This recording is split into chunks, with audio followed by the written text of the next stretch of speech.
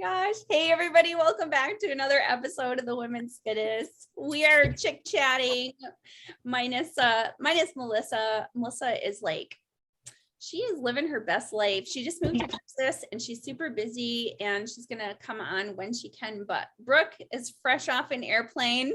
Oh my God. I had quite the experience. So literally never travel with me. I lost my luggage on Friday. Got delays today. I didn't sit next to the most pleasant individual. I mean, it was brutal. Aw. I'll travel with you, Brooke. Yes, but I made it. Traveler. Are you gonna? I give zero fucks. I'm real good.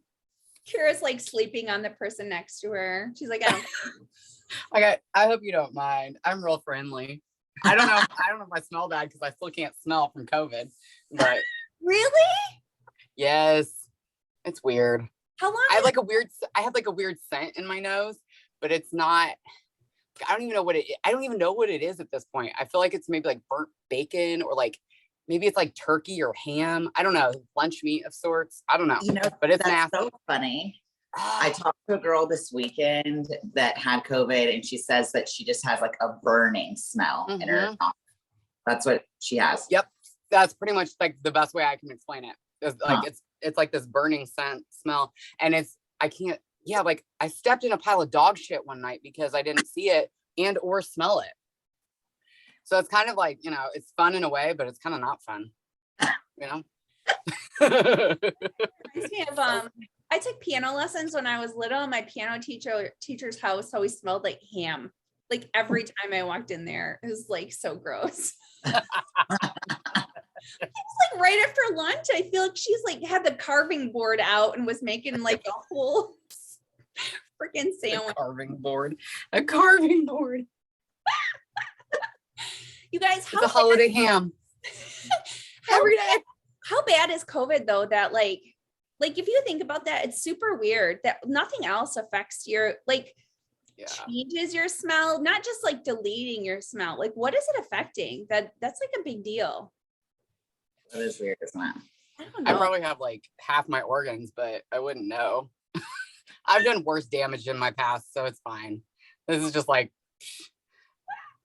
my body's like, COVID ain't nothing. We've done worse in the past, Kira. Don't worry about it. You're fine. We won't ask for the details on your damage. Don't worry, I'm sure I'll tell stories eventually. Everybody's like, tell us. We could play word association sometime and then that would definitely bring out some shit. Oh my goodness. Hey Brooke, I think it was really interesting. Will you share that you so you get nervous expediting? Yeah, I get more nervous expediting shows than I do competing. It's the craziest thing. So this seminar this weekend was like just kind of going over just like basic like uniform stuff, things like that. So it's things that I'm fully aware of and I understand. I've expedited for several years now, but still to this day, it just makes me nervous because I want the show to run smooth and I want every competitor and everybody really to have a good experience. So I feel like if anything goes wrong, it falls on me, So gosh, I get so stressed out, and at some point, like whenever I'm like getting ready to expedite, I'm like, you got this, like, you're just going to roll with it and anything that happens, fine. We're going to work through it. But no, I do truly enjoy expediting, but literally like we've got the St. Louis Pro that's like in 8 weeks, and I'm right now nervous about it. That's exciting. Oh, well, they keep asking you to come back, so I'm sure you're good. Yes, right? I haven't messed with that bad, I guess. Oh, well, I just thought I was like, wow, Brooke's so human. Like, that's great. I do enjoy it though, but yeah, it is stressful. A good kind of stress, but man. I'm sure they all appreciate you though. I hope so. It's one of those things, fake it till you make it. So like, they might not understand that my whole world inside is like, I'm having a complete meltdown because I have no idea what's going on, but I've got a smile on my face, and I'm like, all right, let's do this. Where were you flying from, or where did you go? I was in Pittsburgh this weekend. Yeah. So not someplace warm, unfortunately. No, there was like still snow on the ground. It's not good. Then my layover in Chicago, it was actually snowing there. Thought, great, I might get stuck in Chicago, but I didn't. I think you're right. If we make it through this month, we just got to make it through February. Oh. It's so cold. Like it is. Yeah, but it's so like, I feel like we have had like random snow in March. Cause like, I think our weather's probably very similar, but like Indiana is always so bipolar because it's like, you never know what you're going to get. Yeah. It's so weird. Like we had one day last week before it snowed so much that it was like 60 degrees. So we opened the garage door in the gym. Like it was, and then it snowed the next day. I was like, what the? It's weird. Yeah. It's weird here. It's a tease because you're just like, oh, fine. It is a tease. And then when it's in the 30s, when it's above freezing, it feels like it's probably 55 because it. Yeah, exactly. Like, yes, and then it's like, and then it'll be in like the teens again. Last night, I go to the pet store to get stuff for the bunnies, and I end up getting this huge hay bale, and I'm like trying to get into my car, and my old car is such a piece of crap. Like the back door lock froze. And so I'm like pushing it into the front of my car. And I had just gone to visit Anna where she works, and I got a tea, crushed it like a grape. The tea it popped like a balloon because I dropped the hay bale on it just all over the floor. And I was just like, I'm sick of it. What kind of hay bale did you get for these rabbits? Well, it was like a normal. It was the it's all packed. It's the bedding. It was like it's probably 10. It's probably not. I don't know, 15 pounds maybe. It's awkward more than anything, but it's all packed. It's the bedding. Yeah. What? I just decided to get the giant one, and when I pushed it in there, it landed on my little, the little styrofoam teacup that they put them in, and it just crushed. Oh my. I was so mad. I was like, ugh. And I'm like, I got to go to the gym. It was like 8:00. I didn't want it. The cold makes me not want to do anything. Like it just. Oh, well, yeah. Yeah. Yeah. I think that's everybody. What the hell? Okay, there we go. Yeah. And then when I got done at the gym, I tried to get in my car and the lock was frozen. So I had to crawl through the passenger side to get. Oh my gosh. Screw the cold. That was just like, but it's not even like warm in Florida right now. I mean, it's warmer, but it's not like lay on the beach warm. So I'd probably still lay on the beach though. Yeah, me too. For sure. 60s. If the sun's out, I'm out there. Me too. I don't care about skin cancer. I'm ready for it. I will never give that up. Then when I was at the gym, I was like, screw it, I'm going in the tanner because I'm like, I need a boost of like heat and light. I worn off the tanner because I was like, I know this is bad for me. I know this is aging me, but I couldn't. I'm like, my back is all kind of burnt. I love it.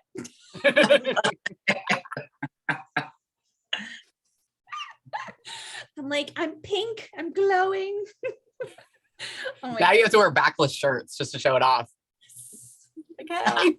Yes, and then the definition shows up more. I mean, we know why we tan because we look awesome. Yeah. You look better.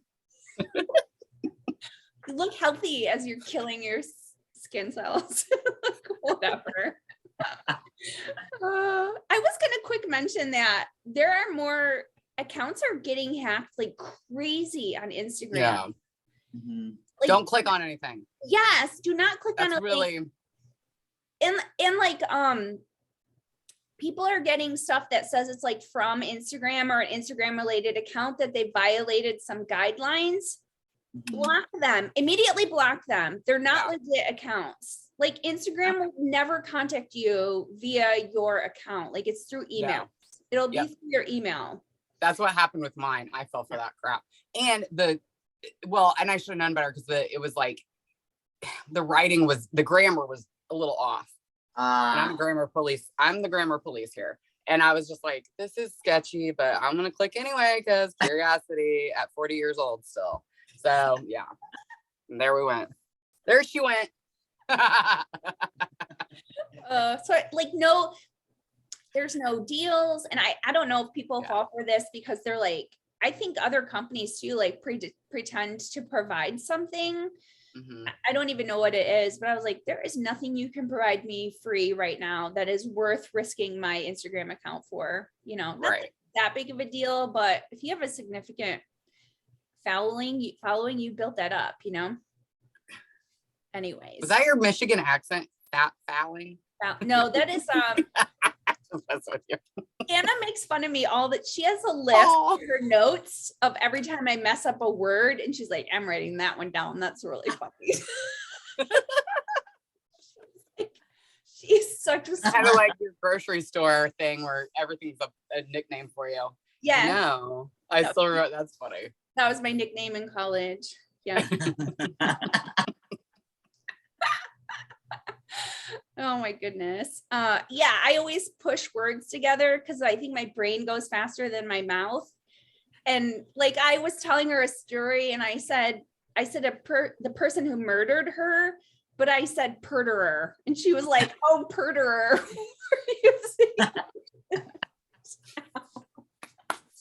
That's a good one. It sounds like a good word. It does sound perderer. Policemen use it all the time. Detectives.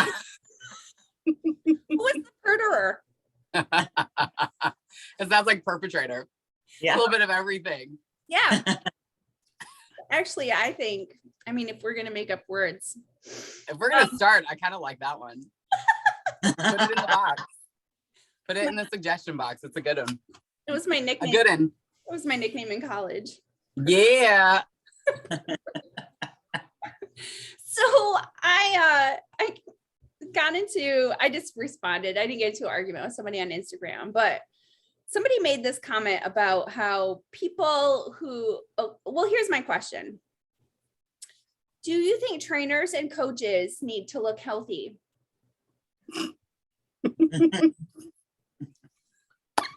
Yes. I think it's not even a need. I think it's kind of like a duh, because does anybody know what my certification is?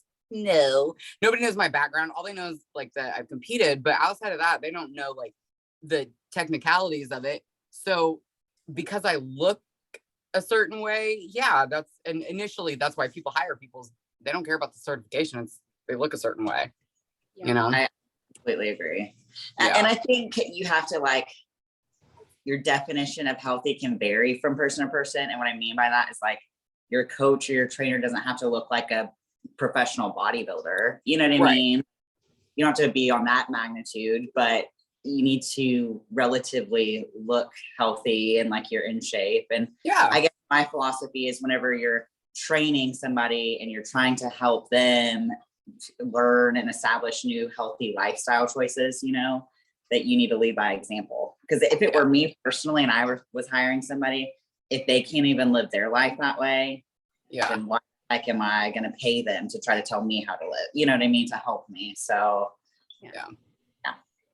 Sure. And it was the comment was listening to the nutrition and fitness advice of someone based on how they look is effing stupid. And I'm like, I get that. It doesn't just because you look good doesn't mean you're qualified. I get 100%. I think that's where they're going. But I agree with you guys too that if you're passionate about something, how can you not have it show up in your in your physique some way? The downfall though, because you could see it kind of going both ways, because I know that we've all probably experienced somebody that is a coach or a trainer and they do not have any idea what they're doing. You know what I mean? And they look awesome, or they look relatively healthy and like they live a great lifestyle, but their coaching and training choices are not very great, Right. So yes, I can kind of see where somebody can kind of sway that way. Absolutely. But, at some point, whenever you're talking to somebody, you kind of start to know if they know what they're talking about, not, So I think at that point, it's up to you to do your research as well. So like if you're going to hire somebody, they look great and that's awesome. That's like great for advertisement purposes. Like, okay, that person looks great. Let me talk to them. But once you talk to them, you can kind of fill it out and see if that person may be somebody that's going to help you or that you're going to mesh with, or not so much, Yeah. I said you shouldn't judge a book by its cover, but the cover should have something to do with what's inside. Ooh. Put that one in the box too. That one's good. Yeah. I like that. That would be my MySpace tagline, I used to be able to do that with MySpace. I used to put my students, like what my students would say, I'd put that as my tagline. I wouldn't put their names. But when I taught special ed, my kids would say the funniest shit. Oh my God. And it was just, I'd always use that. I miss MySpace. I still have MySpace. Actually. I just looked it up. Oh, Brooke, do you know what it is? Oh yeah, I had a MySpace. Okay, good. I was like, yeah. Because it's still around, but like, I don't know if anybody really uses it or not. I don't know. Anyway, that's my tangent. I'm gonna bring it back. Kira, what are you drinking? Is that a Monster? It's a Monster. Oh, and I got my. I can never find where.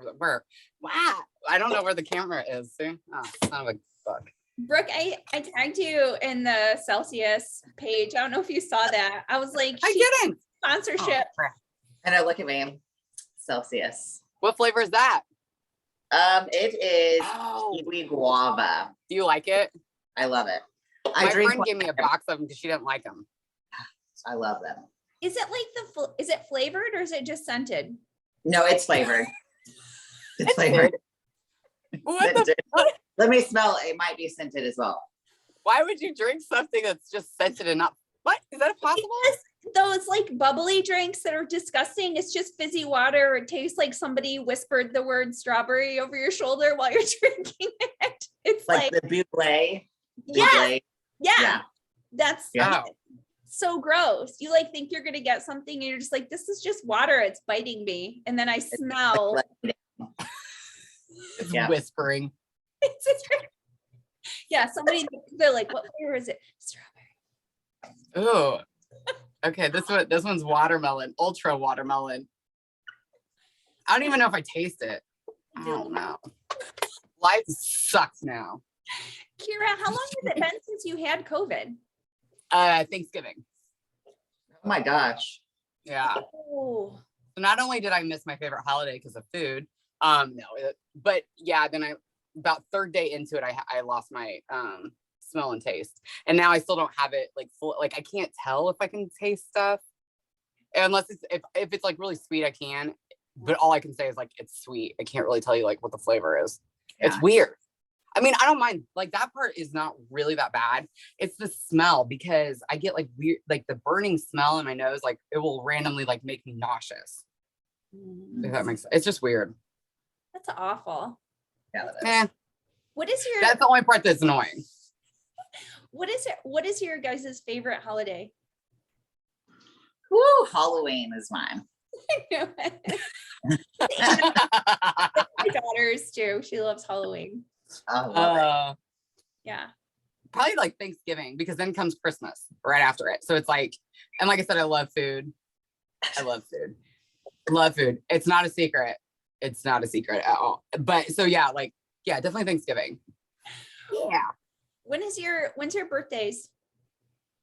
July 22nd. Whoop whoop. Kira, September 3rd. Oh. Okay. When's yours? April 22. Ooh. Yours is coming up. Yeah, it is. 46. What the? You don't look it. I can't believe it. I just can't believe it. I don't want to believe it. I'm not going to believe it. Don't tell anybody. Don't you worry could say about it. you could easily say 36 and nobody would question you. 36. Absolutely, that's true. Yeah. I usually go with 25, and I sometimes get away with it because of the way I act, but a lot of times, yeah. 30 is where my safe spot is. Totally. I lie. I'm going to practice saying it so the lie sounds real. I'm 36. Oh. Ooh. Like, she looks kind of old for 36. Dang, bitch, you look good for your age. I hate when I hear that. you look good for your age. That's not a compliment, but thank Yeah, you. you're like, No. Yeah, thanks. Yeah, you're like, you're strong for a girl. Screw Right. I'm strong for all the girls and the boys. Yeah. Backhanded compliments are weird when people are like, oh wow, your hair is long. You're like, sure is. Yeah. no, I love it when people are like, do you feel okay today? Are you tired? I'm like, well, I felt great, but apparently I look terrible. I hate it. 5 a.m. Yeah. Yeah. I'm like, Why as a matter of fact, yeah, I don't feel that great. It's too early. You know, when people say that to me, they're like, are you feeling okay? You look tired. I'm like, no, Yeah. I'm just ugly. It's usually like when I don't have I was thinking, Brooke, I was seeing your eyelashes. I was like, I should put fake eyelashes on. It really wakes up your face, you know? Yeah. And I was like, no, but like when you go out, when you have like very minimal makeup on and people are like, oh, you look tired. I'm like, no, I'm just ugly. This is what I naturally look like. They do it to Tiffany all the time because she always has her hair up. And like we very rarely go out, but when we do, she'll put it down and she's got long, really pretty hair.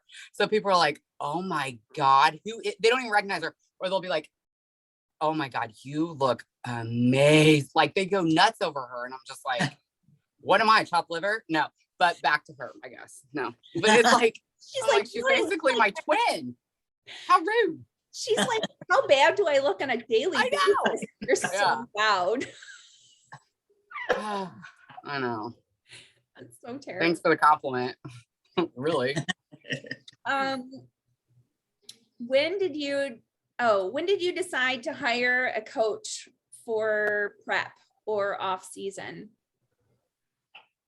Hey, I'm a big believer in having a coach year round. You know, I think obviously it's person dependent, you know, and if an individual comes to a coach looking for contest prep immediately, there's all sorts of different variables you have to take into consideration because, yeah, there might be somebody that is ready to compete and you can put them through a cutting cycle and they might be just fine. But then there's tons of people that have the idea that they want to compete, but they're nowhere near the point of even getting ready to compete, if that makes sense. Right. So I think the longer a coach or a trainer has to work with an individual, the more successful that individual is going to be, you know? So yeah, I'm all for it. Plus the accountability aspect is huge. You know, your off season isn't your free season, right? You should still be on track, you know, but having somebody to kind of help keep you accountable and keep you in line, that's huge. I mean, it's huge for me. I'm so glad that I have somebody year round because who knows what I would do. I think like I love that.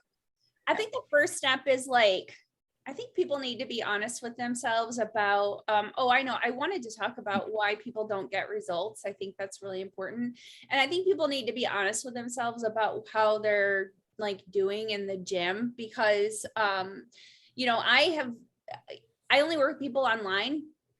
And if I can see your Instagram and see your lifting videos and see that your form is not good, then I'm not going to work with you as an online coach because you aren't going to, like, what you need is to work with somebody who is going to help you with your form and learn how to lift correctly before you can get with somebody who's going to get you on a program and then wonder why you're not really seeing results because you don't really know how to lift. So I don't know. And I'm a big fan of people like filming themselves and critiquing what they look like because like, I don't know if there's ever been a time when I didn't have pretty decent form, but I do look at videos from like 5 or more years ago and I'm like,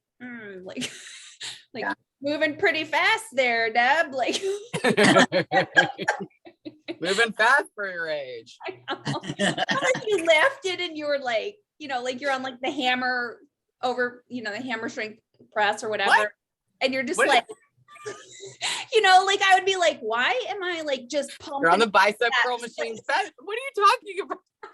Maybe a good song came on and it like helped you through and you just got in the zone. Where are we? Oh my gosh. I'm like, man, I am like repping everything out. Like that's crazy. So moving with the beat. I love when people do that.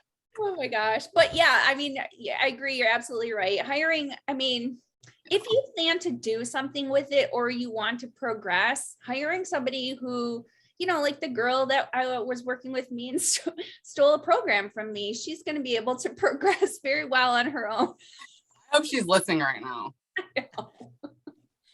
You know, what I'll about say what she though did. is I enjoy working with people online, but obviously there's pros and cons to that. You know, there's people that I train one-on-one, and I can see whenever they're truly pushing themselves to the point of failure and they're working hard and they're challenging themselves, even from like watching them come into the gym and do their cardio. You know what I mean? Because you can see people, somebody can do 30 minutes of cardio on the stairs and another person can do 30 minutes of cardio on the stairs, and it could be completely different because one individual is just kind of like half-assing it, you know, and the other one's actually pushing themselves. So I think when you work with online clients, you have to like communicate. And I think a lot of times, and I've had this issue where I'm like sending these programs to people and they're not getting results, you know, and they're telling me that they're following everything. And I'm like, I start to question myself because I'm like, why can't I figure this out? You know, like changing everything that I felt like I needed to change, make adjustments.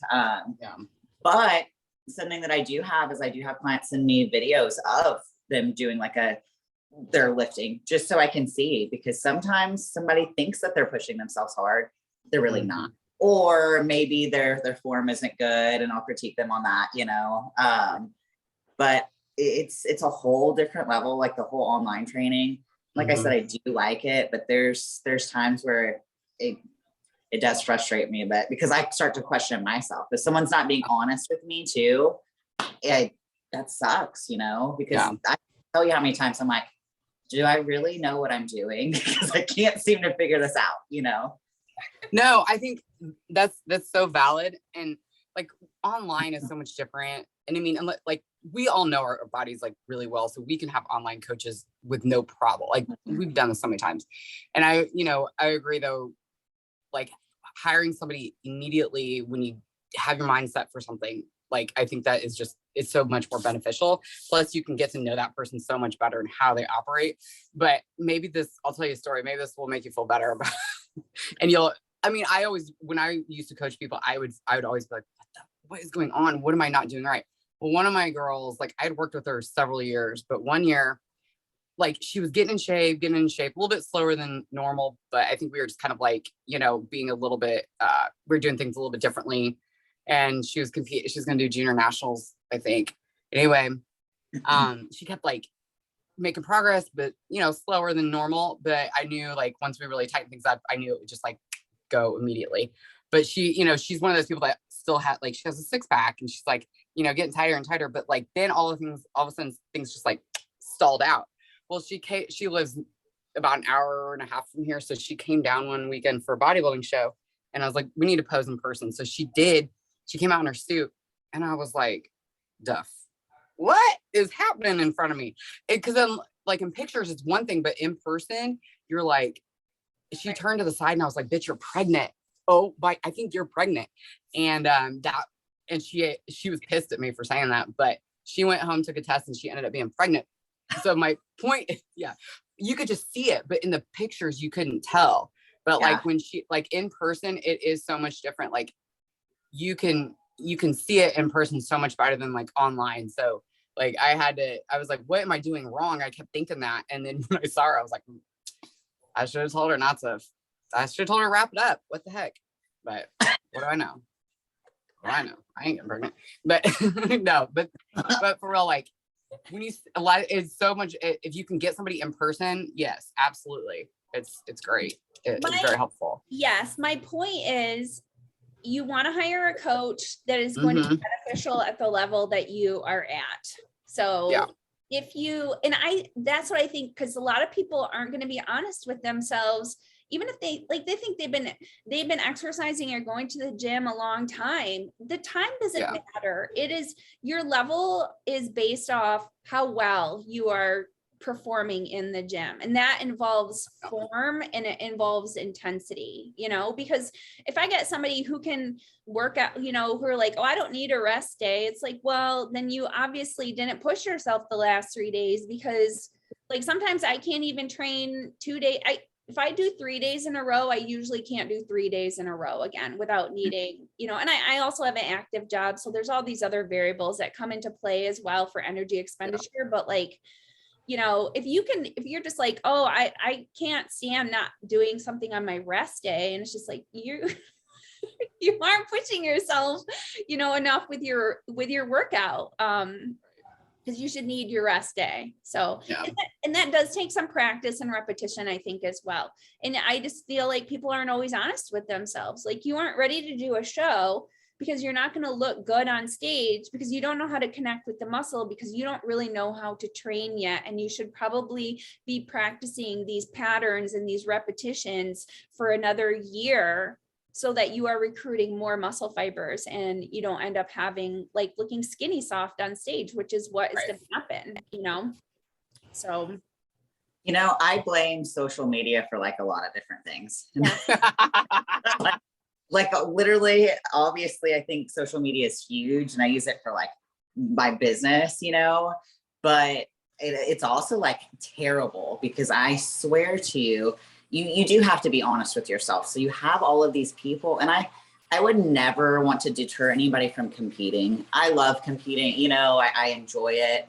I enjoy seeing people work hard and they get to the point of where they're actually able to step on stage. And that is so gratifying to me, especially when you see people and you were right there with them through all of their struggles, you know what I mean? So that is super rewarding for me. But in the same sense, it is up to you. Have to be honest with yourself.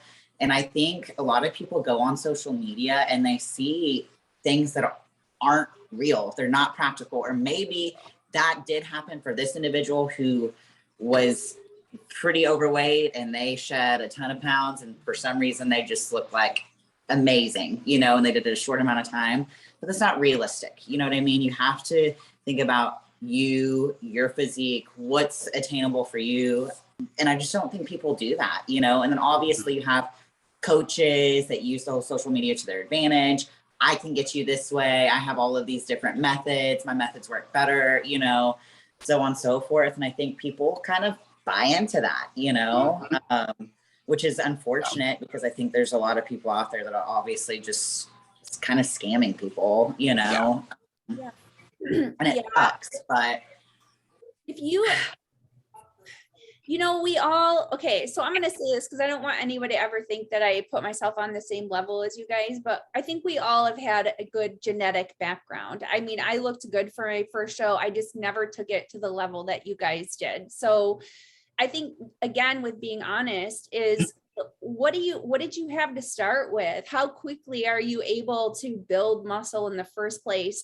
I mean, if you've been going to the gym for years and years and you're not seeing any results, then you know, you might be missing out on a genetic component. You might be missing out, like, you know, hire a personal trainer, find somebody who can look at you with your form and figure out like what you're not connecting with. There are people who put in a lot of effort and don't get to reap the results. These people who are non-responders, there's definitely people like that, or who are, you know, the ectomorph people who have abs all the time. They don't build muscle. They just look lean all the time, you know? Yeah. So, and I think you're right, Brooke. I think a lot of coaches they just will like, well, I can put this person on stage. I can get money from coaching them.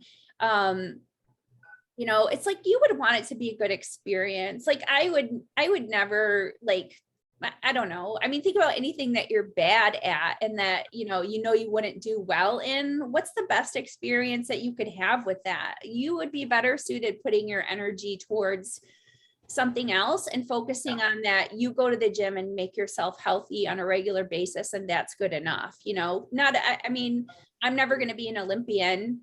It doesn't bother me because I've accepted that, you know? So, yeah, I really struggle with like what you said, Brooke, the way that social media portrays it, you can do whatever, be whatever you want to be if you just put your mind to it. And it's like, that's not really the case. In 6 weeks, you can be the next Miss Olympia. Yeah, exactly. Like crazy. Exactly. Yeah. And I struggle too with, a lot of these people that are putting out like these 6-week programs and stuff like that, because it's like, you're not teaching anyone how to train. You know what I mean? You're teaching them that in 6 weeks, they're going to be somewhere. It's like, what have you learned? You should be building on, you should like, a lot of that encourages people to be in a deficit all the time. And it's just like, yeah. Have you seen, I don't know if this may be off topic, but have you seen, it's all over the news. She got in trouble a couple years ago, that famous influencer, Brittany Dawn or something. Now she like baptizes people like she's God or something. It's weird. It's like Mary Cosby on The Real Housewives. Like, it's a cult thing. I said it. But she's in the news again because the state, I think it must be a big deal. The state of Texas is suing her because they tried to get like her clients tried to sue her like a couple years ago, and I don't know whatever happened, but then she got into like religion, and now she's being like formally sued by the state of Texas because she would do like cookie cutter diets and charge people all this money. Yeah. And because she had a huge following, and she was like super thin, and then all these people hired her not knowing any better, and she would just like hand them like horrible cookie cutter diets. Yeah. And then like they didn't fit any program at all, and then she would just exactly, she wouldn't send anything at all. Yeah, it's in the news. I saw it again, and I was like they're going after her, so, which is fine. I mean, she obviously knew what she was doing. And I'm not saying that there's not good and bad coaches out there, but if you pick somebody in the industry who works with some of the pros, there's like, I don't know, it's like picking the best coach is not going to necessarily translate to you being like, I'm not going to be Brooke just because I picked Brooke's coach.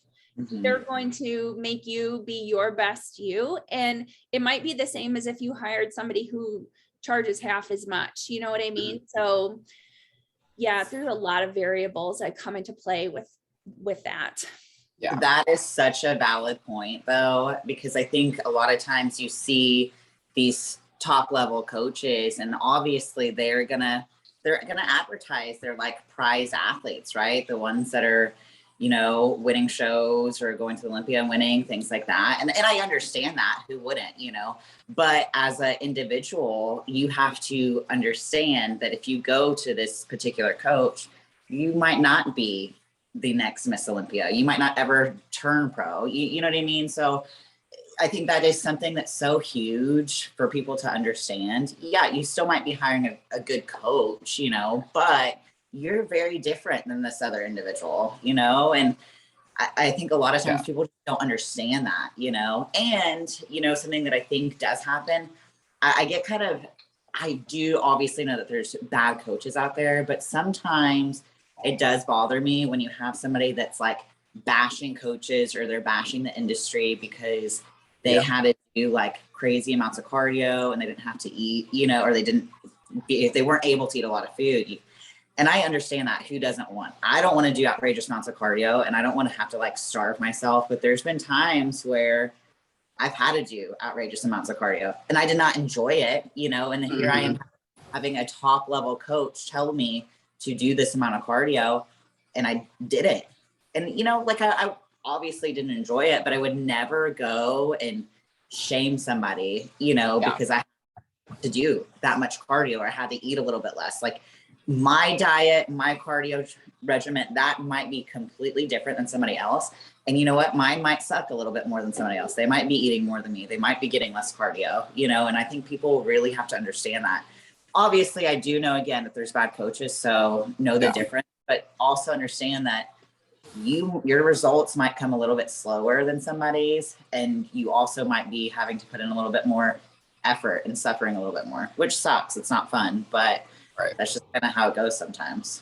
Well, a good coach is going to assess where you are and make tweaks from where you are. Like, you're not going to get Shanique Grant's program just because you were you hired Shanique Grant's coach or whatever. It's like, and it sucks because you do have that mentality. You're like, oh, this person is coaching all the best people, so they must really know what they're doing. But the other thing is too, they're human and you are a peon, and you might not get enough attention either, just being somebody who isn't a prize client also. So, find somebody that you connect with that's in your price range, that checks off all the boxes. Ask them questions like an assessment form should ask questions about what you're doing right now. They should care about what you're doing right now, because you have to know where somebody is in order to try to get them where they're going to go. You can't just be like, here, this is what you're going to do.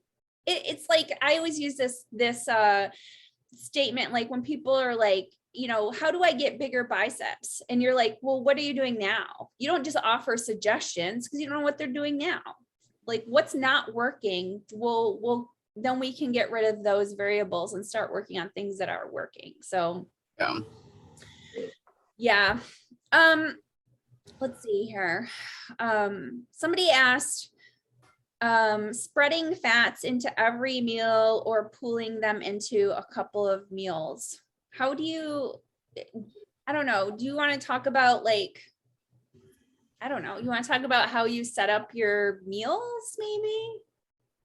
For me personally, I do have fats with every meal. And that just works best for me. I've seen people do different kind of variables, and that's fine, but I think that is a little bit more person dependent.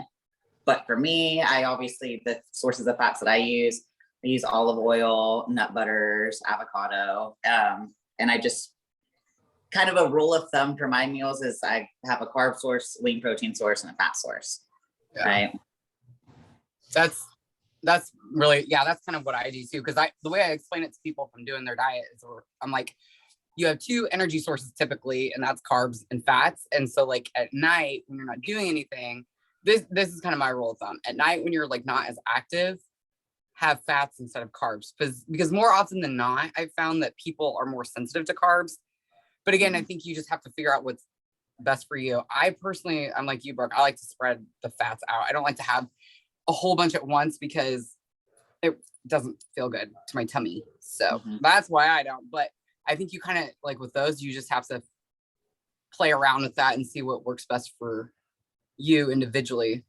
But I'm a firm believer in having protein, carbs, fat, period. Yeah, I don't think it's a big deal. I think the only time, and it's not because I truly believe that it's a problem, but I think post workout, I usually have a shake and then another chicken and rice meal often. And I don't usually put any fats in there, but it's not for any reason. It's just, I could.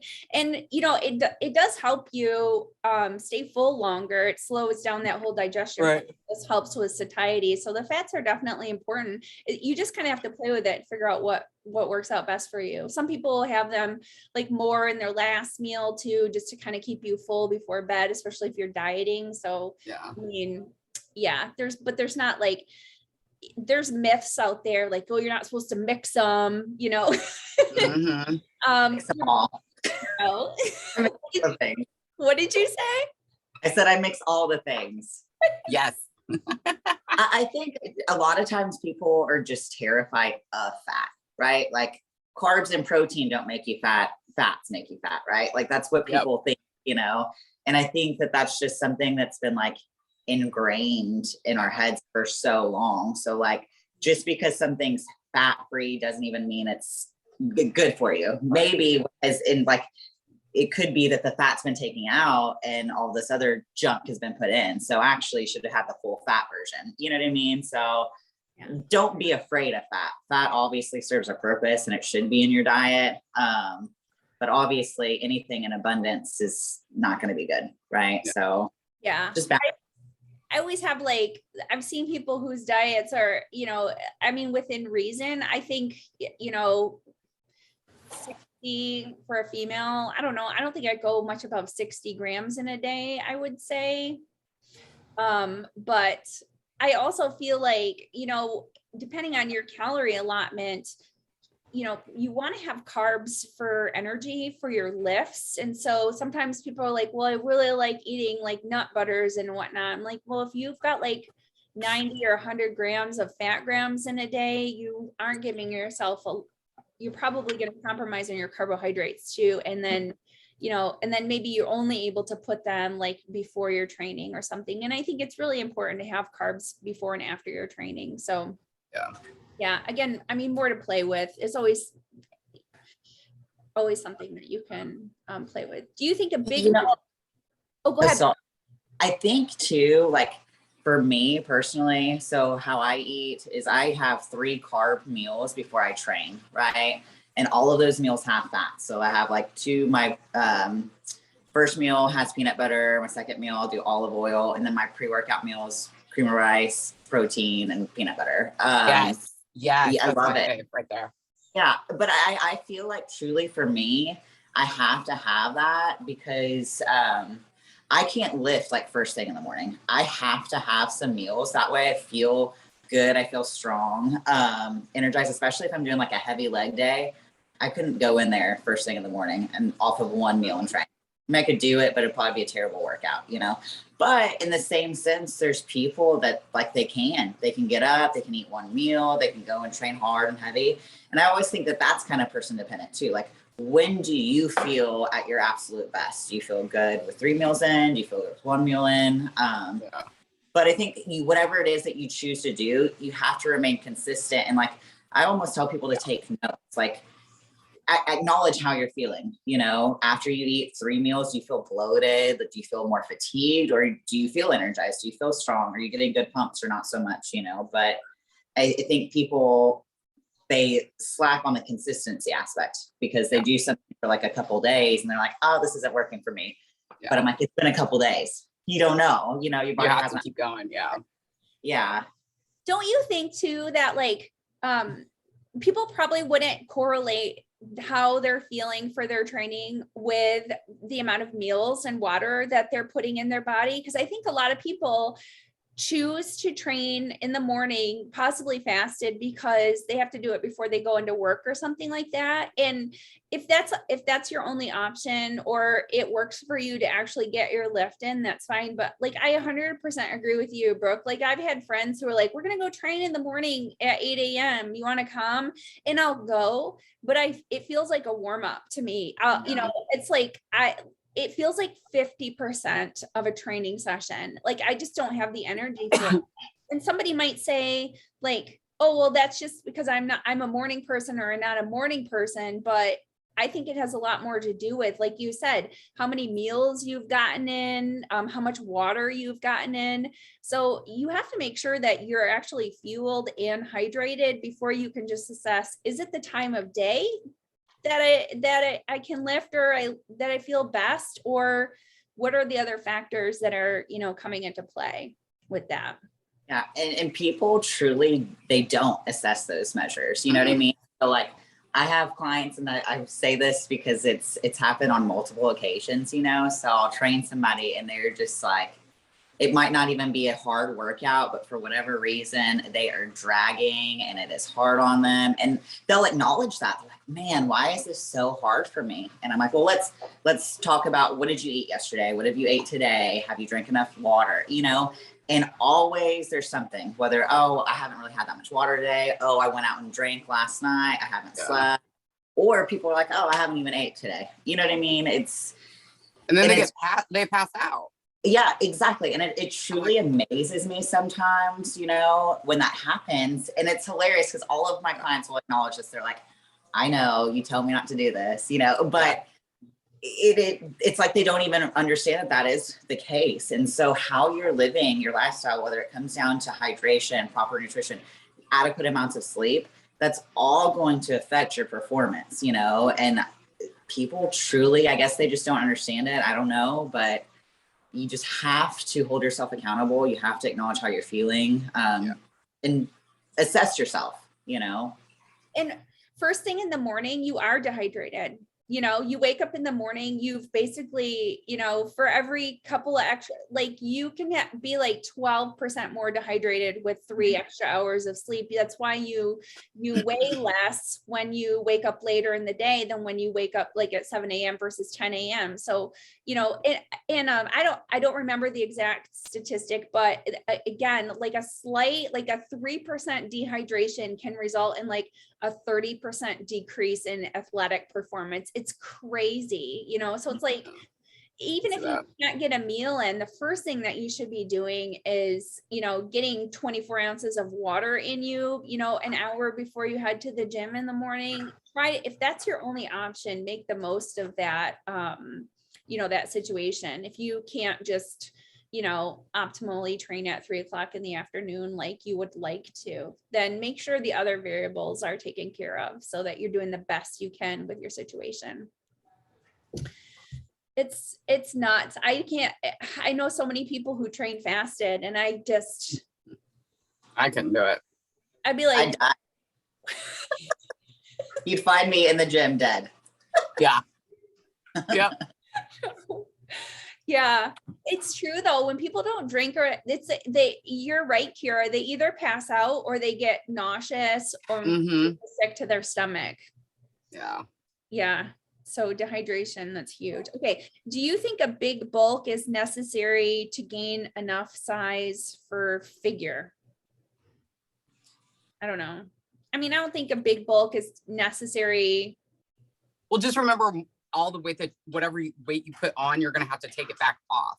Yeah. So I think when people, it's such a hard thing, because a lot of people, they see, unless you're really in it, like it's very like one way or the other for a lot of people. So it's like the bulk or the lean out or whatever, but there's more to it than that. Like if you need to put on more muscle, yeah, you're going to have to like get a little bit, bulk or whatever.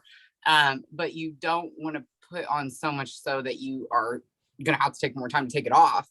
The more that you put on, the more that you're going to have to take off. And so I think if you want to bulk, yeah, it's always good to put on more muscle. Like, why not? It's a slow process though. I mean, I started lifting pretty correctly in like 2010, the tail end of 2010. I didn't compete till 2014. During that time, my weight went up 15 pounds probably. It's like, it was a slow build. Right. I wasn't like actively like, oh, I'm like shoveling on all this food, I'm putting on 2 pounds every month.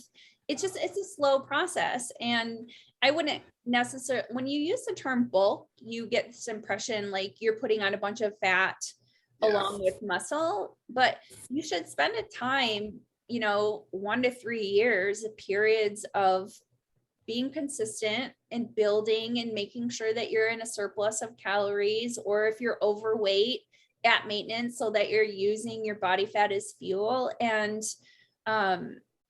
just get used to that. That's what you're doing. It's like people want to get to a point where they can start prepping for a show so much. And it's just like, anybody who's doing this for the long haul is loving all the seasons and lifting and loving all the time. They're not like, want to quit, get here so I can quit, get here. Like, that's not how the thought process, I think, should be. Yeah. I think it depends on where you are starting at too, because there's tons of people that, in my personal experience, they'll come forward and they'll say that they want to do a bulk. And I'm like, you actually are probably a little bit heavier than you should be right now. So I don't even think that would be beneficial for you. You know what I mean? And I think that also depends. There's tons of people. And again, I'll blame like social media. Like, why not? Yeah. That's the thing today. I'm going to blame social media for everything.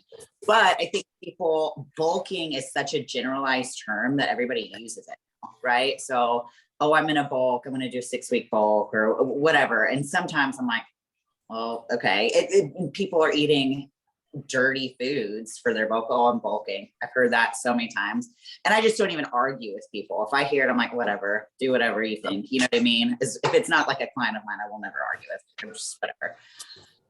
But like I actually saw a situation with a girl that is tiny, and she was taking in like 240 grams of protein per day, and I'm just like, I'm not gonna step on your coach's toes, but I personally wouldn't have you do that. You know what I mean?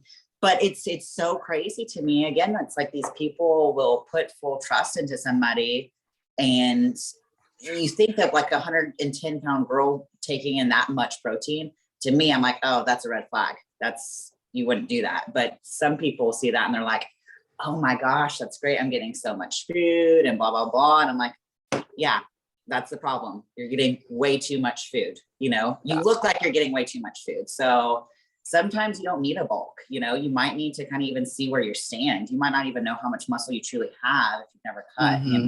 So I think it's just, you got to kind of like assess yourself or find somebody that can do a proper assessment of you and then kind of go forward. But keep in mind, just like you said, Kira, the more that you put on, the harder it is to come off, and off season, I like to stay within like 15 to 20 pounds of stage weight, for me personally.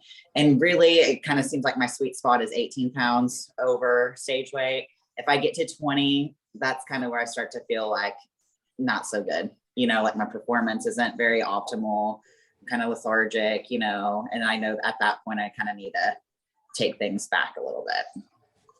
Yeah. I was going to ask. I hate that word bulk. I hate the bulk. I do. I'm like, because that's what people get, like Brooke said, social media, like people get such an impression of like, oh, you got to bulk, bulk. Well, I hate that word. It comes a lot with these programs where it's like, yeah, it's a 6-week bulk and then a 6-week shred. And it's like, you're so much better off doing a slow build. That'll just mess up your metabolism. Well, I don't think that that's not enough time. You can go to a build phase and then immediately turn around and go into a cut phase, because I just feel like you need to hang out there a little bit, which is why I think a build, I mean, not when you're, Brooke, you're on a different level, but somebody who's trying to get started and focus on getting strong and building muscle. And you can still do that at maintenance calories and be able to recomp your body because you're going to be using those fat stores. But yeah, like I said, everybody's always in a hurry to get somewhere and then get somewhere else. And it's like, we have to learn to love that process. And it's kind of boring. And you know what I mean? It just is. It's boring because that's what consistency is, it's boring. Yeah. Well, I think that's why so many people fail, because, okay, when you think about it, 6 weeks, a 6-week bulk or a 6-week cut, 6 weeks truly isn't a long time. You know what I mean? So like 6 weeks, sometimes when I'm starting with somebody, I'm like, we got to take 6 weeks just to see kind of like how you're even responding to things. Like that's not, in 6 weeks time, you're not going to be where you want to be by any means. We might make adjustments. We might not, we might push it for several more weeks, but it just depends. It depends where your starting point is. What are you currently doing? What are you currently eating? What's your water intake? Are you on any supplements? Sleep, training? I mean, there's so many different variables. And I think a lot of times when you're first starting, start with something small and basic. Like, why don't give yourself an allotted amount of time? I have 6 weeks to look like Nicole. You know what I mean? Right. Obviously that's not going to happen. Like, be realistic with yourself, see where you're at right now, and take small steps that are going to kind of help set you up for success. Right. Because everybody does, they want to do it so quick, and that's just, it's not practical. It's not realistic. You'll hurt yourself. You won't be successful. You might actually cause yourself to gain more weight in the end, because tons of people are yo-yo dieters, and it's more harmful to your health than it is beneficial. So slow and steady wins the race. I mean, I truly feel like these beginning stages are about establishing patterns and behaviors that you can be consistent with over time, which means basic training programs, learning how to properly function through these movements, regular meals, I'm a big fan of, having, your breakfast and your lunch meals being the same most of the time, so that you can just, if it's something that you really want to do and you really want to progress with, you have to have a lot of consistency with a lot of the variables. Focus on going to bed on time, less social media so that you Well, when you think about it, it's actually a fairly easy concept, right? Like, you're eating similar foods every single day. You're doing similar exercises during your workouts. This is for days, weeks, months, and years down the road. You're on a similar water schedule. You're on a similar sleeping schedule, but again, it's like people feel like they have to change things up all the time. I'm like, you don't. My leg day is basically the same leg day that I have done for years and years and years. You know what I mean? It's not, do I change things up every once in a while? Yeah. But am I still doing the same exercises? Absolutely. You know what I mean? Still eating the same foods. My sleep schedule is still basically the same. I'm just on a routine. That's why I'm consistently on that routine. That's why I am successful. That's why most people are. If you take a step back and look at somebody that has been successful, you can probably see that they're pretty disciplined in every aspect, not just one aspect. They're disciplined in all of them, all avenues. So I think people they want to look totally different in a short amount of time, and it's just not practical. It's not ideal, Well, and they think there's some magical answer out there or something, I can't emphasize that enough too with the training. It was probably, I want to say around like 4 years ago where I finally kind of figured out what was going to work out best for me for training. And I can tell you there's been like maybe 2 times or 3 times throughout all that where the only time I made adjustments to my training was, because of like an injury or something like that, where I had to like, okay, I can't do this exercise anymore. So I'm going to kind of reconfigure my leg day or something like that. Or, I had a shoulder injury during lockdown and had to change my push workout. So, but for the most part, if I look back, I always take the same workout and be like, which of these exercises aren't working for me? Let's try to figure out some swaps.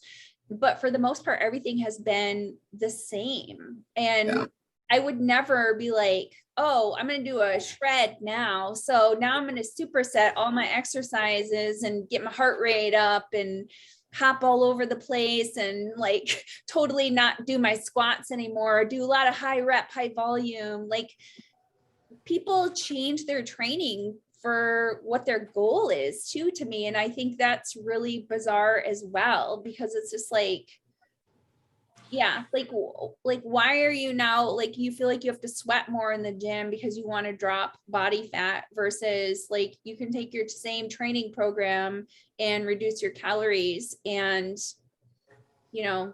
it's like your training doesn't have to change just because now you want to cut weight or whatever. But people think that because people sell a 6-week shred that is basically high intensity interval training with weights, and they do lose weight, but that's not how you do it for bodybuilding. So it's frustrating. I think that this episode's going to be called "Let's Blame Social Media." That's it. So true. Relationship deal breakers with men or with friends? That's a good question. Respect is huge for me. Respect and loyalty. Those are like 2 of the major concerns that I have with just people, friendships, relationships. It doesn't matter if you like bring something to me, like in a relationship, it's never been an issue for me if who makes more money. I mean, I know sometimes people have issues with that. I could care less in terms of like your career choice, but what I do have issues with is like, are you a good person? Are you faithful to me? Are you loyal to me? And are you respectful to me? Because if you're not, those are going to be deal breakers, and that's why I think too, like when it comes to friendship, you choose to, or you come to find that you're only going to have a small amount of people that they're truly loyal to you and they want the best for you. You know what I mean? But that's huge for me. I could care less. If you're loyal to me, that means so much. so much to me. Yeah. I would For say me, it's what? Go ahead. Oh, I was just thinking of like things that like relationship deal breakers. I always think about like I hate smoking. Oh, deal breakers. I'll come up with those. Yeah. Yeah. And bad teeth. Oh, that's good. Yeah, for sure. Okay, go Kira. I think for me, if you don't like dogs, Yeah. obviously, which I don't have to worry about that. But yeah, like, expectations and yeah, honesty. Like, just, I mean, I'm pretty, you can tell me anything, but like sometimes people have these expectations of like, oh, we have to hang out all the time if we're going to be friends. Oh. And it's like, that's not realistic. Yeah. I don't expect me to like call you all the time. Like, I always just say like, leave your expectations, because that's when you're more let down more often if you have these expectations of friendships. And I've had friends like that, and we're not friends anymore because I'm like, I can't keep up with your expectations. Sorry. So yeah, that's it. Deal breakers.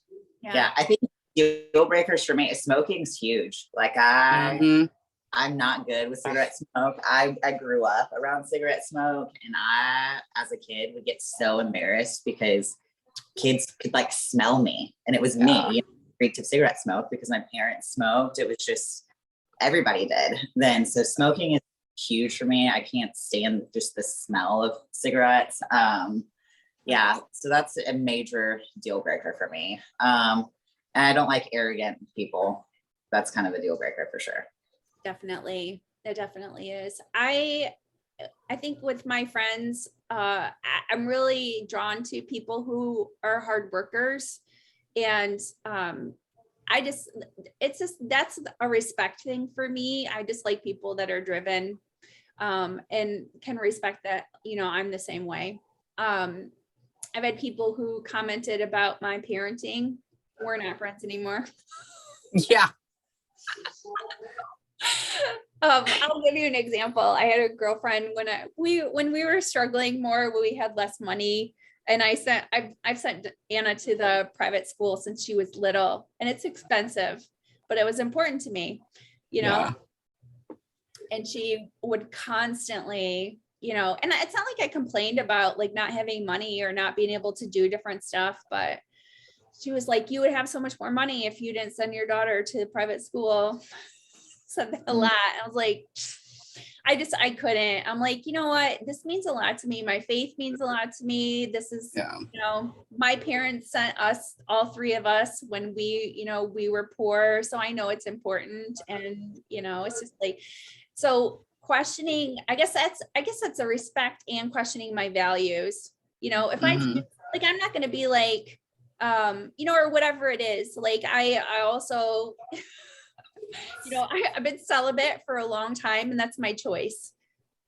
You may do whatever you want, but like, also don't try to convince me to backtrack on what my morals or my decisions are. You know what I mean? So yeah.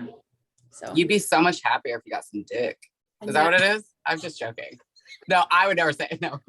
But you're like, thank you for your opinion. However, fuck you. I mean, hey, how about you pay for it? If you're concerned about my financial status, let me have something. Help me out.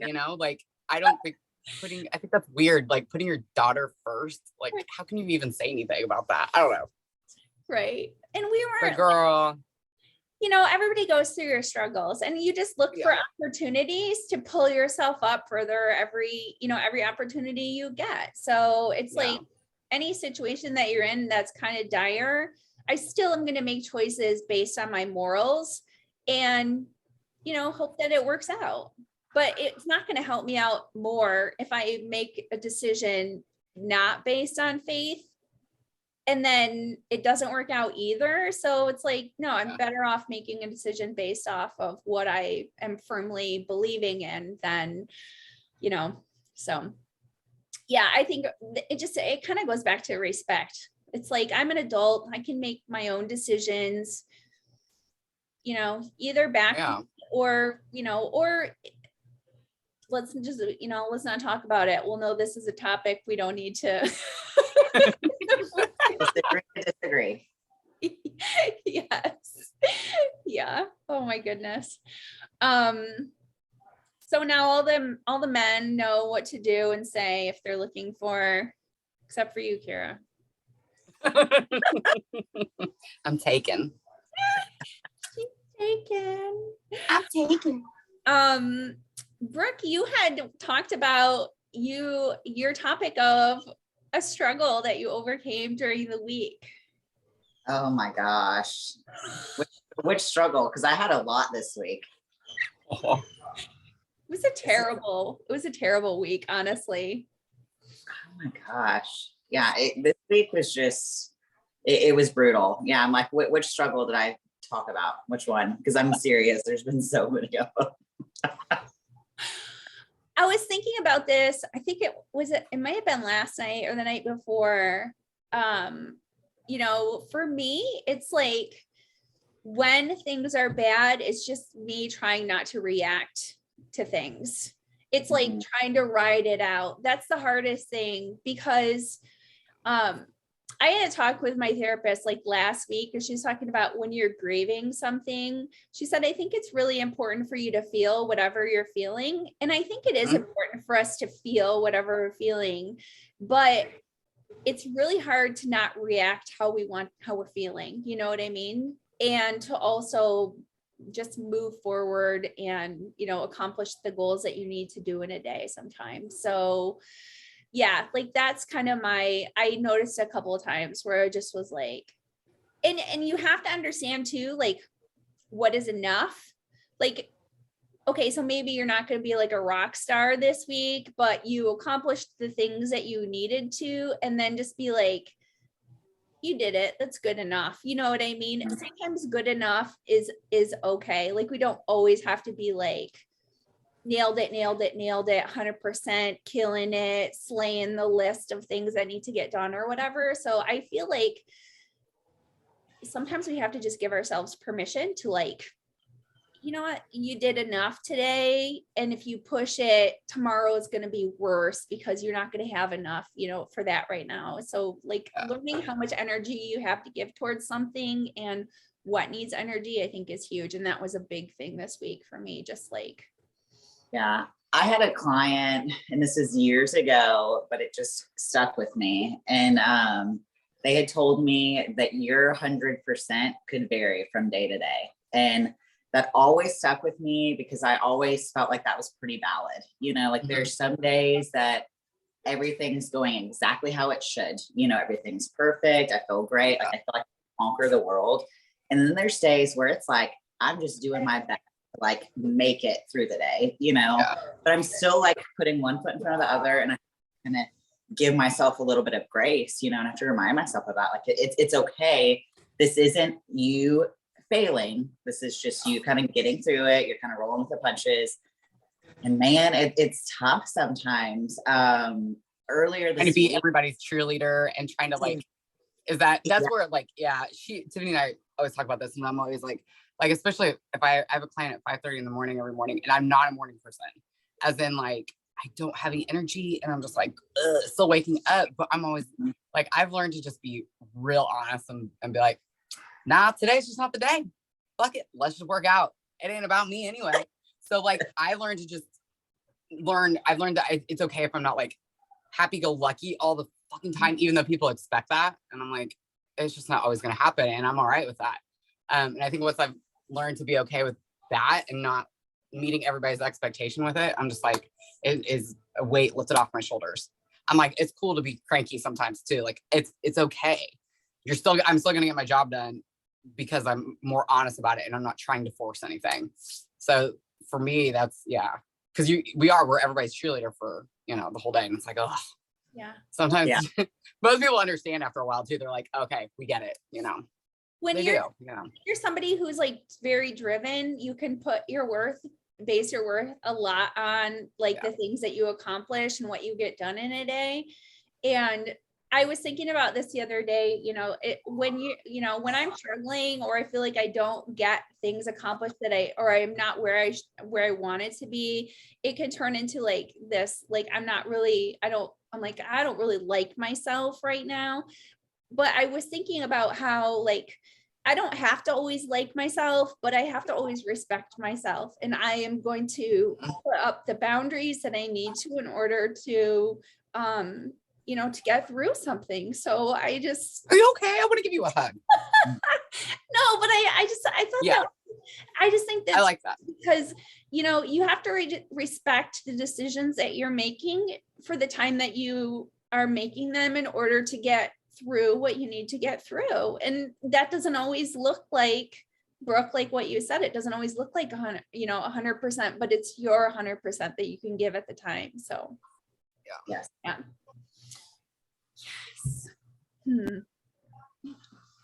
I don't know if we're going to do that segment every time, Brooke, because it's probably going to make me cry. Well, something that I've been trying to focus on a little bit is, I think we're all guilty of like being our own worst critics and thinking of all the things that you can't do or like you haven't succeeded in, and instead of looking at the things that you can do, right? So like I'm not saying that I've been 100% in this, because I still have my moments where I like get ticked off about whatever it is that I'm mad at that given time. But, like I had saw, this like terrible thing on Instagram, and it's like, when you see something, you can't unsee it, so I saw it and it was so heartbreaking. And it was a boy that had some sort of disease, and he was 21, but he looked just like 6, he was just so frail. And he had what they called like the butterfly disease, and his skin was so fragile.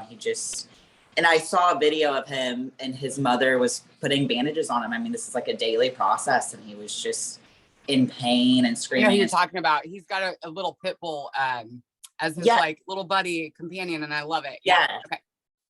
And so it broke my heart, and it made me so upset with myself, because here I am, I'll like get bent out of shape of the smallest thing. And I see this kid, and he has passed away, but he lived his whole life. God damn it, Brooke.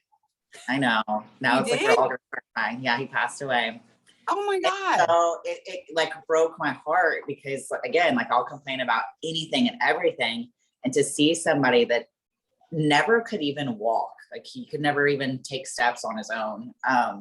It is heartbreaking. So something that I've been trying to be more mindful of is, instead of like saying, oh, I have to go to work today, or I have this to do today, I'm like, I can do this, Mm-hmm. So I'll tell you, at the airport, I always take the stairs, and I was like at Chicago O'Hare today, and instead of taking like the escalator, I'm like, I'm taking the stairs because I can. That's what I'm saying today. I think that's awesome. I want to quick share this. I'm like obsessed with this, like I'm just like a baby person. So one of my clients,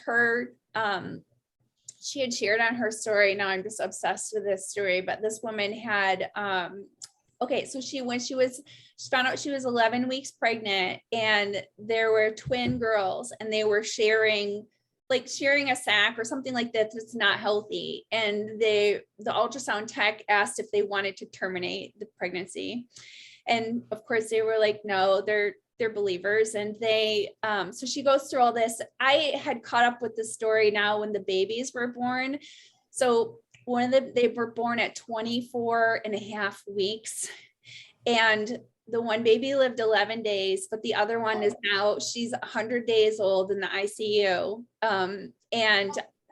She's like 1 pound, 10 ounces. And every day they post these updates, and she's had like 4 surgeries. And I'm just like thinking, this little less than 2 pound baby fighting for her life every single freaking day. I'm obsessed. Every time I get on Instagram, I'm like, what's going on with Addie? Like this little baby. Aww. You just have to have those things that you aren't so focused on yourself and like somebody else's struggle. And I think it's sometimes good just to, not think about so much because like you said, Brooke, we think about the stupidest things every day, like complaining about them. And it's like, here's this little baby that is like, she just finally got off a ventilator, and then her lung collapsed, and then it reopened, and then and it's just like fighting for her freaking life, Her poor mom. Yeah. That's like. Yeah, I know. But I like I said, it's just something that gives me like hope every day. I'm like, here's this little baby that is fighting because she doesn't know what else to do is fight for her life. You know what I mean? So yeah, we have a lot more in us, I think, than we give ourselves credit for. I agree, you know, and I understand that each person has their own struggles, you know, but I also have to understand that other people have worse struggles than me. You know what I mean? So It's okay though to be like, to acknowledge like that you have some, like you're Yes. still human. You're allowed to have those feelings. But I think what's good is like, even though you get upset about something, I get upset about dumb shit and then it goes away. And I'm like, oh yeah. But then it allows me to have more room to accept other people's struggles and hardships. And then, you know, I always drop the bomb on him. Like, I have a dog who's deaf and epileptic. So there's that. No, I'm kidding. He is, but he doesn't know any different. He's fine. But yeah, it puts things into perspective. It puts things into perspective for you, but it's still okay to not be okay. That's, you know, it really is. Yes, because I think it's almost unfair because like you know, you might complain to somebody and they've got like a worse situation going on. It doesn't negate your situation. Right. Exactly. I totally agree with that. Sometimes you don't need that because, you know, like it's that whole saying, like if everyone threw their problems in a pile, you'd pick your own, you know what I mean? Like you wouldn't want somebody else's because they're familiar to you, but that doesn't mean that your struggle isn't valid. Mm-hmm. But I can appreciate having my mind taken off, you know, like a lot of the crap I see on social media, stuff that's going on with the government, like the economy. God, see, it's social media. I'm telling you. Blame it. Look, Milli Vanilli, blame it on social media, not the rain. I will always like them. I don't even care what anybody says. Imposters or not. They were liars. That is I think they were sexy liars. That is a huge deal breaker for me with anything is lying. What, somebody who doesn't like Milli Vanilli? Somebody who doesn't like Milli Vanilli. Bye-bye. Put it on your Tinder profile. There you go. I just lying to me is like what are we, 5? Yeah. You know what I mean? Or like when people even exaggerating, which I think comes with the arrogance, you're like, you know, when somebody's like, when they're embellishing, you're like, oh yeah.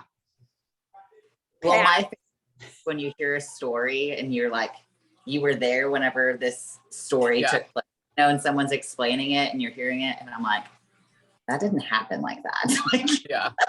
I love to call people out. I'm just like you're, like this is not. No, I don't. Yeah. I can't. That did not happen, actually. I have no, like, I've lost a filter. So now, like, when somebody tells me something, it just shows on my face. I don't even hold back. I used to, but now I'm just like, I don't care. I'm like, oh my God, you're an idiot. What in the hell? You know that they can see that you don't believe them. So then they say more to try to make it sound more realistic. I don't know. I listen to too many crime type stuff where they talk about how you can tell if people are lying, you know, it's just like, or you ever hear the 911 calls and you're like, oh, he totally killed her. He cannot. Yeah. Not an actor. You are not an actor. No, sir. No Oscar for you. Oh yeah. So love that. Favorite exercise for each muscle group? Ooh, that's a good question. Love that. That's good. Legs, squats, like barbell squats are my all-time favorite.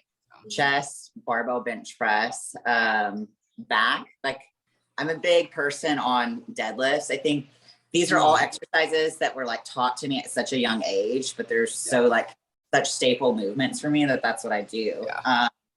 And I keep things basic, like a barbell curl for your biceps. That's kind of like my go-to. I'll do decline sit-ups and ab rollouts are like the only ab exercises that I even do. Triceps, I'll go narrow grip chest press for my biceps, just because I love it.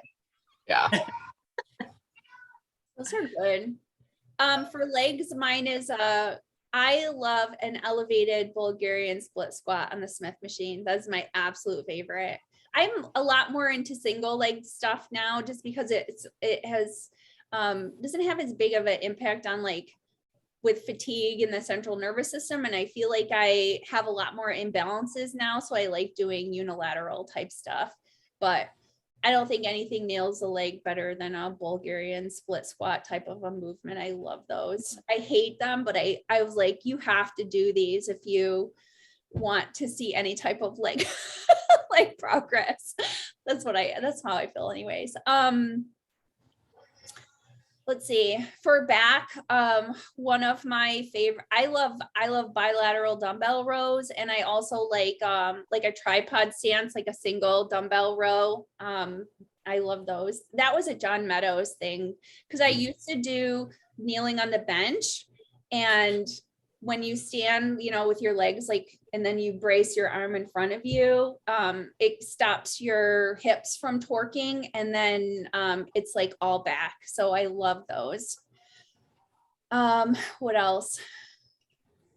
My shoulder crap is my shoulder stuff is shit right now. So I can't really, I always loved a Smith overhead press, like a seated overhead press on the Smith machine for shoulders. I don't really do a whole lot for chest, so I can't say that. I can't push with my shoulder. How messed up are you?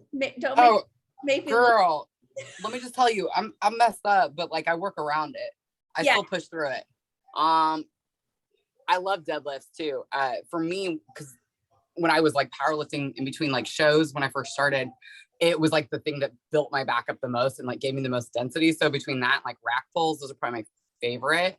And then squats, definitely like traditional squats, ass to grass type squats. And then shoulders, I don't know, maybe overhead press, like the compound movements for sure. Yeah. Bicep curls, pretty standard. Like I always say, if Arnold didn't do it, then I'm not going to do it, because like, so in other words, like keep it simple, because they weren't doing that kind of stuff like back in the day, and so you can get a lot from very, very simple movements. I don't do hip thrusts. People always ask if I do hip thrusts. No. That's right. No, I don't. I do like the hip thrust. I like, I like doing a single leg, like elevated between two benches. I like doing that for like a glute focused leg day, just because it really helps like warm up and connect. With no weight. I would say I would do them with no weight. I don't think weight is necessary. And I think if you can hip thrust 300 pounds, then something's wrong. So that's my thought. Well, so I'll do hip thrusts too. And I go so light on barbell hip thrusts. Like, to be honest, I'll never go over like 135 pounds because I don't need to, you know what I mean? Yeah. It's, but I don't ever use that necessarily as like a compound movement. And I always preach to people, like, if you want to do all of that stuff, like if you want to do the banded work and lateral steps, stuff like that, do them. There's nothing wrong with doing that, but you also have to be willing to do all the compound movements to actually build the muscle, so you can have a happy medium of all of those things. It's just a matter of implementing them. And a lot of people, whenever I had like a mini meltdown this week, because I think it was this week. I don't know. It might've been last week. Every day is like just kind of blurring together. But I literally, I've always been such a strong like presser, it's just chest is like my favorite muscle group. I'm strong there. I literally can bench press 225 easier right now than I can squat 225. I mean, it's pathetic, but like my back has been bothering me. And I get so mad at myself because I'm like, what the hell is going on? Like, why does it hurt me so much to squat 225 pounds? I have to like warm up so much for it to even feel right, but it's like ingrained that I have to do barbell squats. Like I can't not do that, such a staple movement for me. And I'll do it even if I can't go as heavy, I'll still squat. Yeah, I stopped doing squats a couple of years ago because I kept having a popping in my hip, and I went to physical therapy. It wasn't really even that it hurt. It just would do this loud pop every time I went through a rep. And I'm like, this is not good. Like I didn't feel comfortable with the noise that it was making. I tried to get past it and I was like, I feel like this is going to break something. I don't know. So I started doing single leg stuff because I felt like there was an imbalance going on. Yeah. And then I just started doing like with feet forward more squats on the Smith machine. So they're a little bit more quad focused. And I like putting them in there, but I can't even do a plate yet. I just started implementing them again. But that's why I started doing like it would hurt my low back as well. You know what I mean? So it's like it's all these modifications that you have to do. I do like doing squats on the I like doing a reverse hack squat. Yeah. I feel like I can align myself better. I don't get the popping in my hip, but right now, like that gym is like 20 minutes plus away. And I just don't want to drive that far to go to train when the weather is like cold and shitty. So, I haven't, but yeah. I will say for arms, I do like supersetting stuff because I like getting a good pump. So I do higher volume. One of my favorite my tricep exercises is on the cables. And I'll put the cable low attachment and then I'll do like an overhead this way for as many reps as I can on like the lowest weight. And then I put it on like, I think it's 12, but it's like this way. And it's like, I'll go this way, or like you're forward. So I'll do like this. And I'll do it this way. And then I attach it high and then I do like a pull down this way. So it's kind of like a 21, like you do with biceps, but it's like 3 different ways. And so you get a huge pump in your tricep and then you're finished. And I'll do like one side and then I'll do the other side and the other side and then I'll do that movement. So I only have to move the cable one time. So that's like my favorite for triceps. And I like the easy bar. Yeah. Skull crushers. Yeah. Dumbbell skull crushers. I really like because you can have a neutral grip and they're a little bit easier on your elbows. So everything is about preserving the joints at this point. Oh yeah. Crazy. 100%. That is so true. Oh God. Getting old. So crazy. Oh my goodness. We were going to how do you easily hit protein requirements for the day? It's always blows I'm not trying to be rude. It always blows my mind how people can't like I could easily go over my protein allotment because I like to eat meat, but sorry, Brooke, I don't mean to. I think it's actually like you have to be trying to not hit your daily amount of protein. You know what I mean? For somebody to be protein deficient, you really must not have like a good diet at all, because protein exists in like basically everything that you consume. You know what I mean? I literally have 0 issues ever hitting protein. And I'm like, it amazes me that when people have issues eating it, I'm like, are you just not eating enough? You're not eating just because protein in so many different, food sources. So I don't know how people struggle with it. I personally do not. Yeah. I mean, if you're protein shake. Yeah, like so 3 meals. Protein shakes are easy. If you're doing your lunch and your dinner has 4 ounces of meat or whatever it is that you're using, or Brooke, you're using tofu or eggs, or I guess seitan. Seitan. And then like for, I don't know, most of us, I think breakfast is like some sort of an oatmeal based. So with protein powder, mine is lately has been yogurt. It's been a Greek yogurt with protein powder and some granola. Like that's been then I don't have to add if otherwise I would do oats with peanut butter and protein powder. You know what I mean? And then 2 shakes. So I mean, that's a very simple way of saying that's how you would get your 150 grams in a day or whatever it is. I'd say if you're eating frequently throughout the day, 3 to 5 meals per day, you should probably reach your daily amount of protein if they're balanced meals for sure. And if you're having issues, just like Kira said, protein shakes are easy, convenient. If for whatever reason you can't get it, down 2 shakes a day and you'll probably be just fine. In addition meals. Yeah, I agree. And protein shakes have come so far. They're not bad anymore. So people who think that they are probably had a protein shake from 10 or 20 years ago, because they are. They had a bad experience. Yeah, for sure. Oh my gosh. Do you guys want to talk about the Arnold at all? I gotta go. I gotta get ready for the Super Bowl. Oh, I need my Rams jersey. I don't have it on. Dang. Look, I know we said we were gonna talk about it, but I'm like, I gotta get ready for the Super Bowl. Okay. It's all right. We could do it next week, maybe, right? it'll be good. Yeah. For sure. Would that be okay? Yeah. I was Okay. gonna say, Anna, who's playing in the Super Bowl? Because I don't follow football at all. And she was like, the Rams and the Bengals. And I was like, I love the Bengals. I think we're alone now. Oh God, that's Tiffany. No, that's Tiffany. Bengals saying "Walk like an Egyptian." Oh yeah. my And what was the other fire song or something? What is the I don't know. Bengals? I thought, oh, No. all right. We'll come back with that. We'll revisit it next time. Yeah, we'll revisit that one. All right, you guys did awesome. Thank you, girls. All right, we'll see you next week. All right. Happy Sunday. Bye, guys. Happy Sunday. Oh, healthy looks different on everybody. Bye. Bye.